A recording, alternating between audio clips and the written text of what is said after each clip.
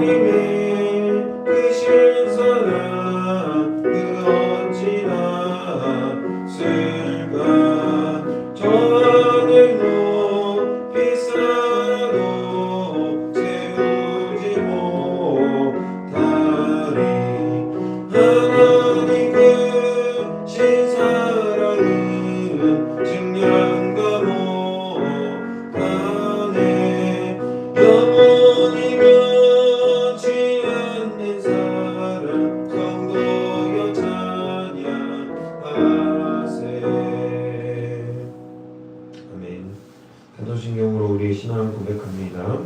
나는 전능하신 아버지 하나님 천지의 창조주를 믿습니다. 나는 그의 유일하신 아들 우리 주 예수 그리스도를 믿습니다. 그는 성령으로 잉태되어 동정녀 마리아에게서 나시고 본디오 빌라도에게 고난을 받아 십자가에 못 박혀 죽으시고 장사된 지 4일 만에 죽은 자 가운데서 다시 살아나셨으며 하늘에 오르시어 전능하신 아버지 하나님 우편에 앉아 계시다가 거기로부터 살아있는 자와 죽은 자를 심판하러 오십니다. 나는 성령을 믿으며 거룩한 공교회와 성도의 교제와 죄를 용서받는 것과 몸의 부활과 영생을 믿습니다. 아멘. 오늘 이 시간 하나님께서 우리에게 주신 말씀은 창세기 10장 1절로 25절까지 말씀입니다. 구약성경 창세기 10장 1절로 25절까지 말씀입니다.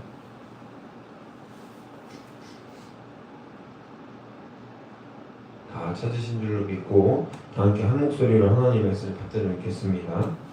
노아의 아들 셈과 함과 야벳의 족보는 이러하니라. 홍수 후에 그들이 아들들을 낳았으니 야벳의 아들은 고멜과 마곡과 마대와 야완과 두발과 메섹과 디라스요. 고멜의 아들은 아스그나스와 레빗과 도갈마요.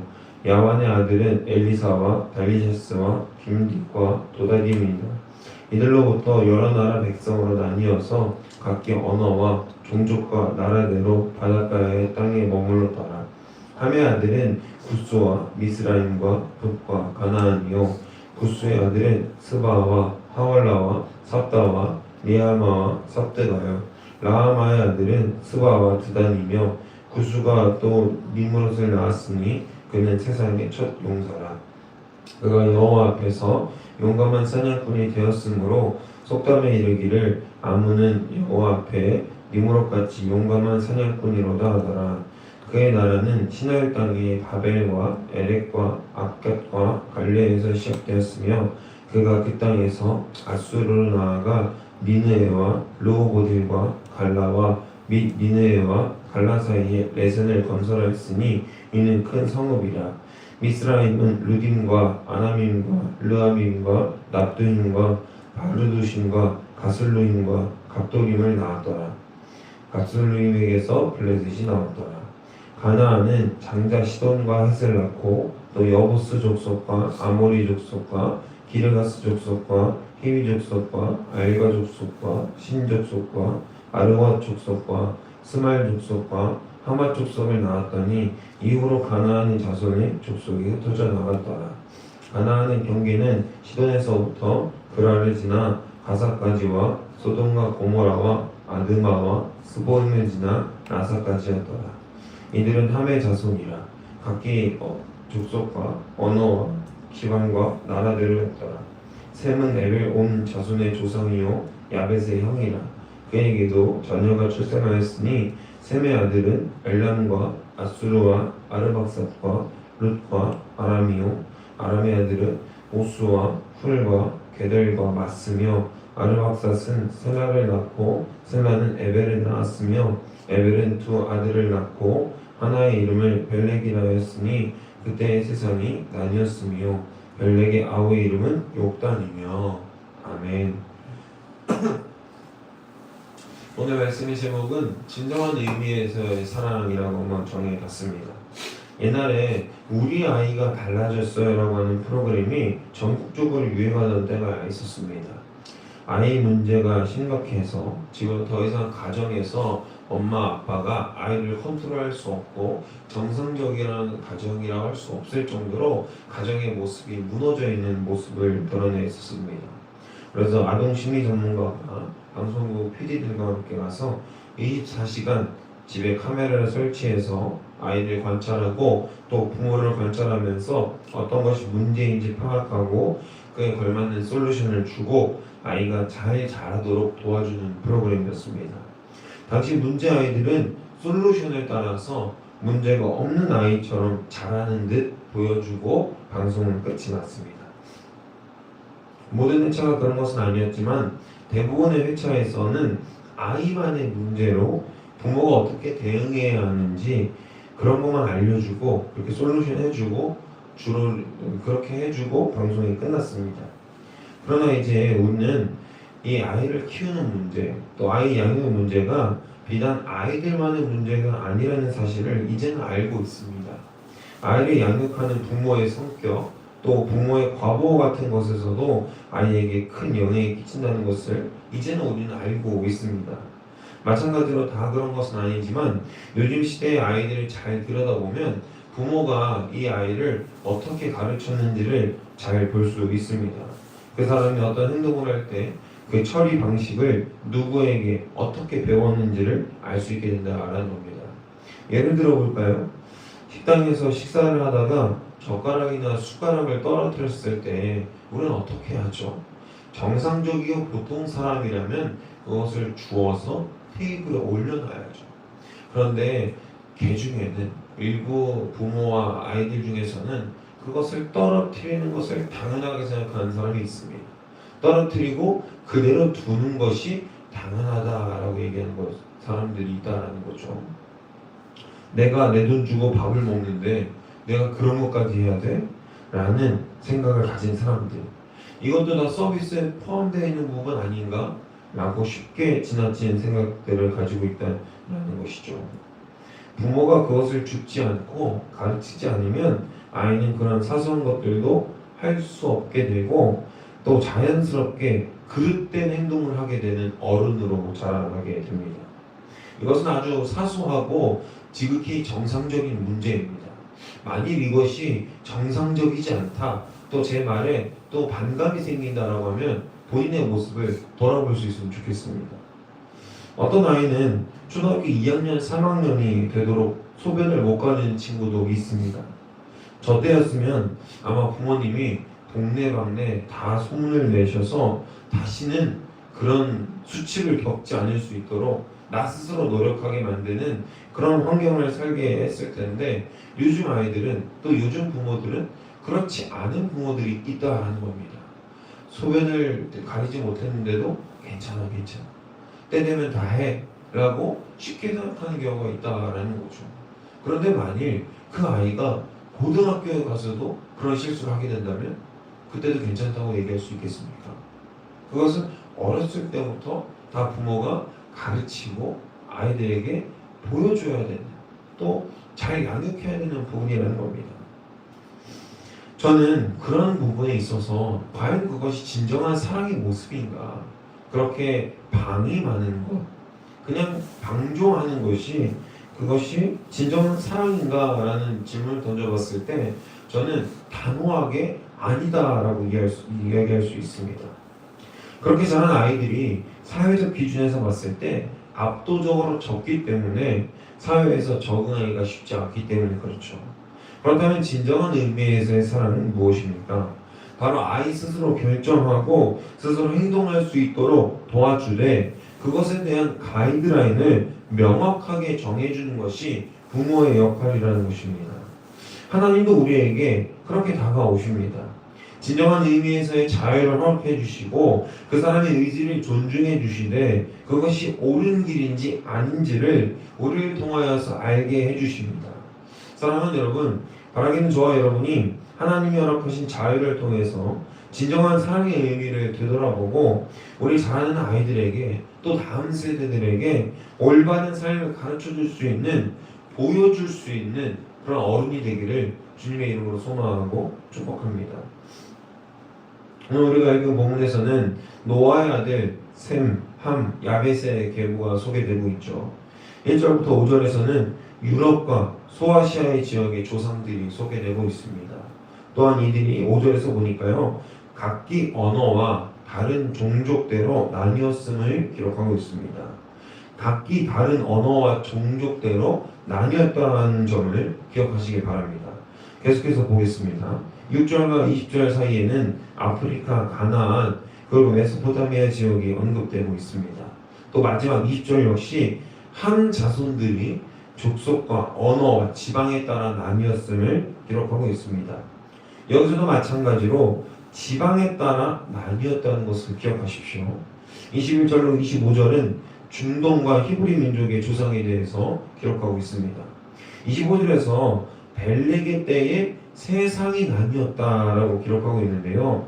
총 3번, 그리고 우리가 읽지 않은 본문 31절과 32절에서도 각기 종족이 언어와 나라대로 나뉘었다라고 기록되어 있습니다. 각기 나뉘었다라는 것은 어떤 것을 의미할까요? 바로 사람들 마음대로 선택하고 결정할 수 있는 자유가 있었다는 것을 의미합니다. 할렐루야, 할렐루야.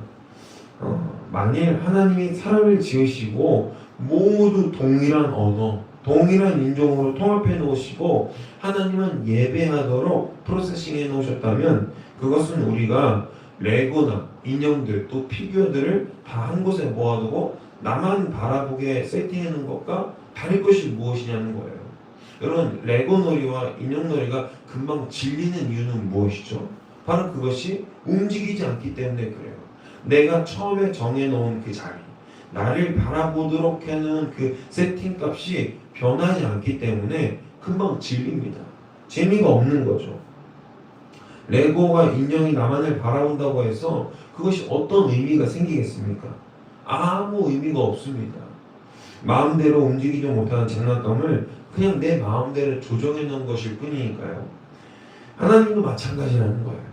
만일 사람이 흩어지고 각기 언어대로 나뉘는 것도 맞고 하나님이 정해준 곳에서만 정해진 시간대로 또 말씀하신 대로만 온전히 따랐다면 그것은 그저 창조주의 세팅값이지 진정한 의미에서의 경배도 아니고 진정한 의미에서의 사랑도 아닌 것입니다. 하나님은 우리가 뒤이어 11장에서도 볼 테지만 바벨탑을 쌓고 하늘 높이 올라가자라는 마음을 가진 자들에게도 자유를 허락하십니다. 우리의 이기적인 욕심과 그 탐욕의 마음까지도 하나님은 존중해 주신다라는 겁니다. 사랑하는 여러분, 그것이 사랑입니다. 자유를 허락하되 그 자유에 대해서, 자유를 선택한 그 사람에 대해서 책임을 지게 하는 것, 그것이 바로 사랑이라는 거예요. 진정하지 않은 사랑, 가짜 사랑은요, 내 마음대로 내 뜻대로 통제하려는 것이 사랑이 아니라 과보이자 그저 지배에 불과하다는 겁니다. 하나님은 우리를 지배하지 않으셨습니다. 우리를 지으시고 특별히 하나님의 형상대로 지어주셔서 우리에게 자유의지라는 것을 허락해 주셨고요. 그 자유의지대로 살라라고 말씀해 주셨습니다.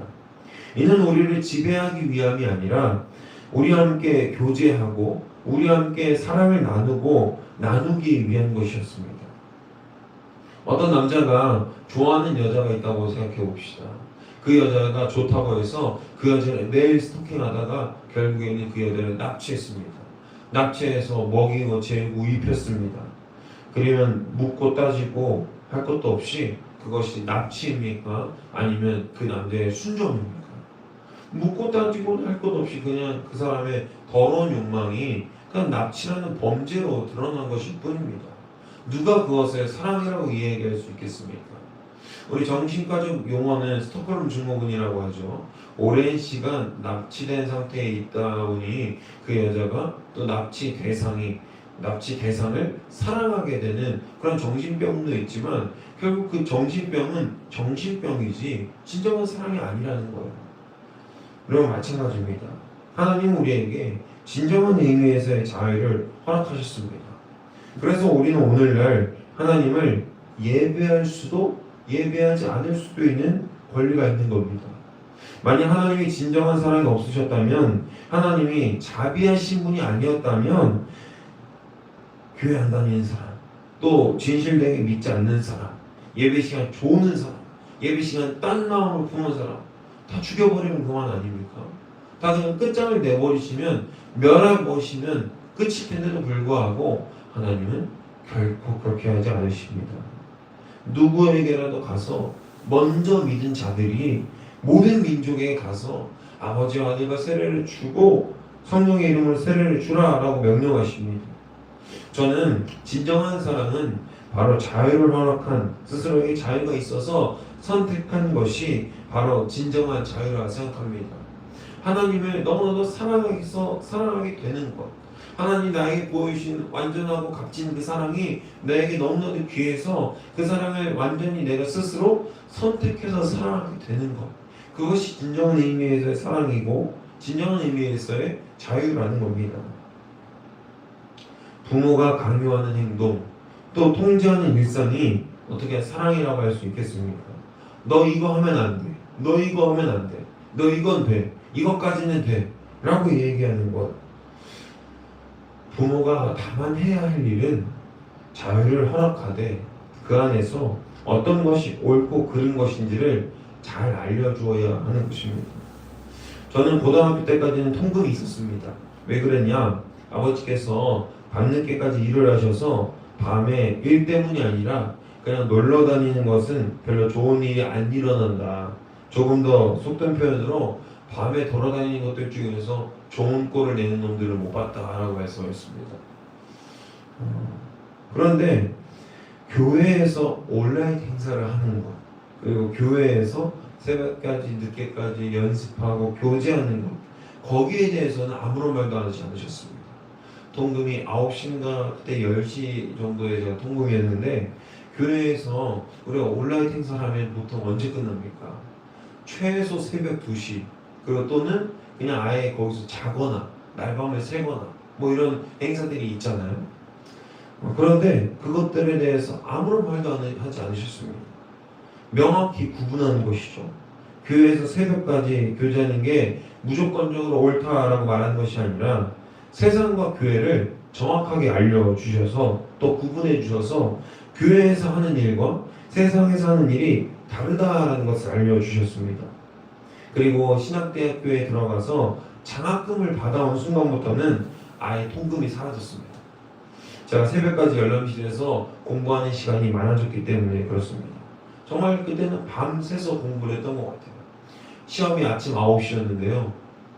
새벽 2시부터 새벽 1시부터 시작해서 잠깐 쉬었다가 새벽 3시에 좀 일어나서 간식 같은 걸 잠깐 먹고 또 공부를 쭉 하고 새벽 3시부터 또 이렇게 열심히 6시, 7시까지 하고 잠깐 또 자취하는 선배 집 가서 머리 감고 씻고 와서 시험을 봤던 그런 기억이 납니다.